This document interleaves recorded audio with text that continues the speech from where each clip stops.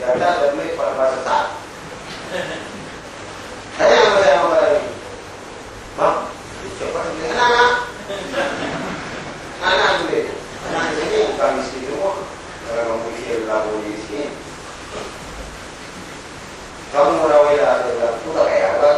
Kalau miskin, supaya di lapor saya itu tulisan saya ditempel di sana, fotokopinya ditulis itu pada besar. Kata anda itu anak-anak yang tulis. Kenapa anda lihat kan? Anak-anak yang tulis pas saya. Kenapa aku bilang begitu? Boleh.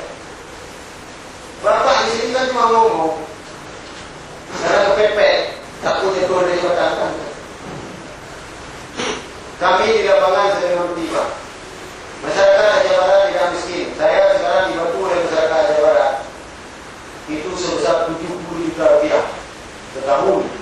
Dan uang itu untuk membayar gaji guru honor dan sebagainya.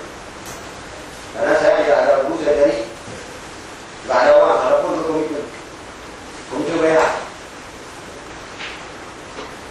Jadi kalau Bapak mau melarang boleh. Bapak suplai uang ke saya 70 juta itu. Kalau tak suplai uang yang sudah dibayar oleh masyarakat, saya memberikan tidak akan memang.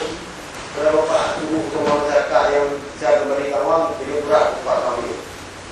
Semua cepat terima kasih dalam sekolah. Itu cara menyuruh dan mengangkatnya, minta kamu dulu. Tapi Pak dulunya pilihan apa itu? Ya Pak Kawan, untuk upah hati betul dan jauh enak sih Bapak. Kita buat dulu, anak paham betul.